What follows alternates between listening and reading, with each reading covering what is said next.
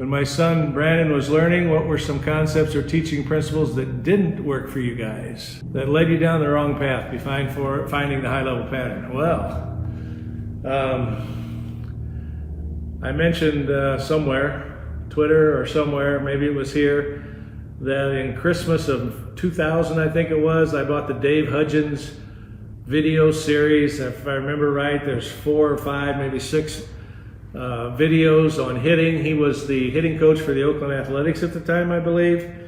And we bought that, and there, as I think back on it, there was really nothing helpful there, just a bunch of generic, hold your hands here, get your elbow up, stride, stay balanced, rotate. I don't remember, it's been so long, but I do remember there was nothing helpful in it. We advanced from that to the Mike Epstein program. His big thing was, do you actually do what you see, or something like that. His program's okay, but it doesn't lead to quickness. And my son, being a very average kid, not gifted athletically, needed quickness. And I could see that Barry and Manny and Albert and Mickey and Ted and Mike, yeah, I know they're good athletes, but I could also see that they were doing something different. Their swing looked different than everybody else's. And so I still, even before I found this, I believed there was a technique that was special. And then we joined all the forums and argued. What's really interesting is, and I still believe it to this day, that everybody agreed that you should look at video of the best hitters and compare what you're teaching to them. And if you get a video match, you're right there. If you're not right there, you're real close. And now fast forward 10 or 15 years, that is poo-pooed by most, and now they're all about metrics. They're all about, what does your bat speed measure at? What is your attack angle, or your vertical bat angle, or whatever. And all those things have some value, I guess, if you're quick, if you can hit the ball. If you can hit the ball, your exit velocity is going to tell you that ball's going to go a long ways. But the problem is, if you can't hit the ball, what do? Do you quit? You go play soccer? And so it was my feeling that there was something out there. Who else did I talk to? There's all kinds of people you wouldn't recognize on the forums, but I'm trying to think if there was any other name you would recognize. Oh, batspeed.com. Jack Mankin had a site, still does, I think. I haven't been there in a long time. And by the way, Jack Mankin he called it top hand torque.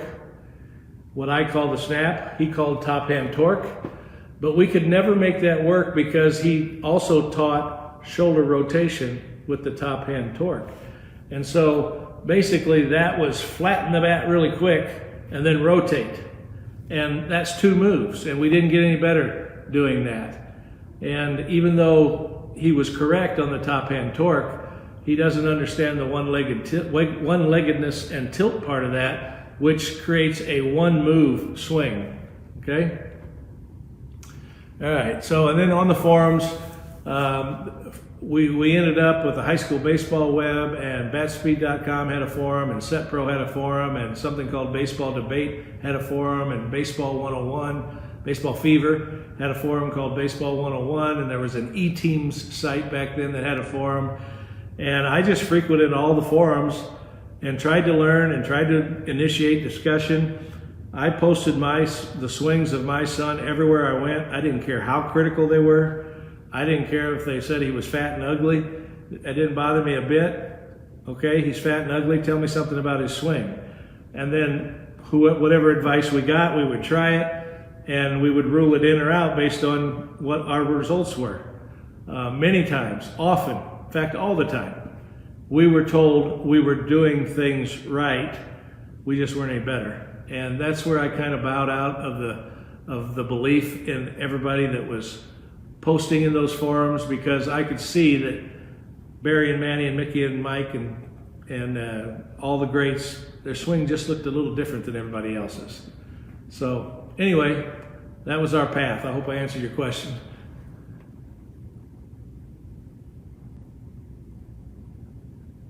Basically, back to the same question, there's a concept of connection, how you have to be connected to your rotating body.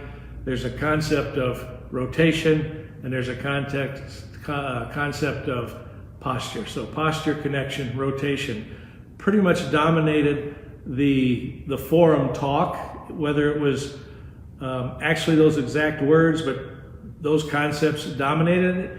And then when I started talking about the hand snap, and basically back then the hands were along for the ride. The hands did nothing. You just set your posture, you connected to your rotation, and you rotate as fast as you can.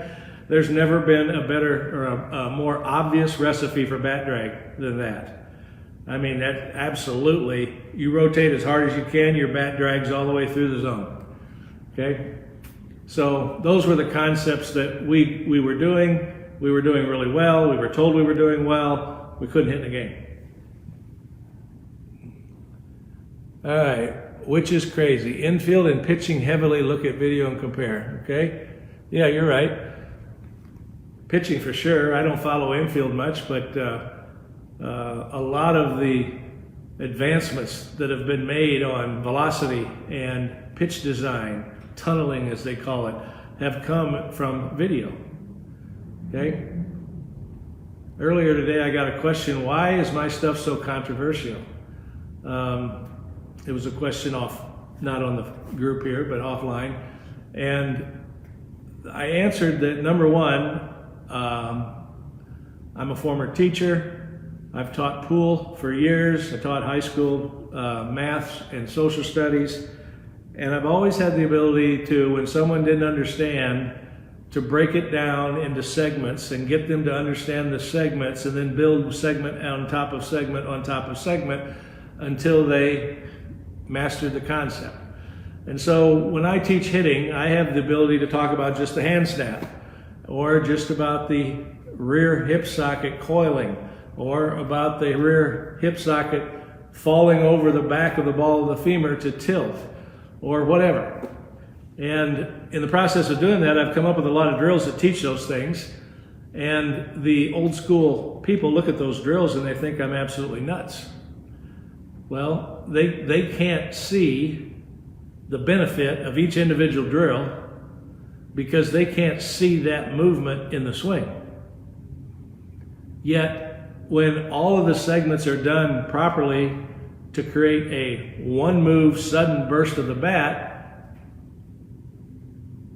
all those segments are in there, but you can't see them because each segment kind of hides or disguises the other segment because it happens so fast. A great example of that is the tilt. I couldn't match Barry Bonds' path until I tilted.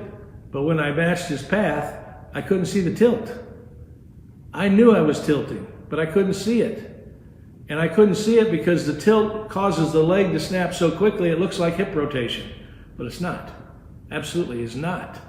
Okay? So, to answer that question, I said all these drills I come up with, a lot of people look at them and say, man, that's weird. How can that help? I don't believe that helps. And yet they don't hate Aaron Judge's swing, and Aaron Judge's swing came from those drills. So the rest of the story is old school baseball minds are just really, really hardcore, closed, and stubborn. Okay?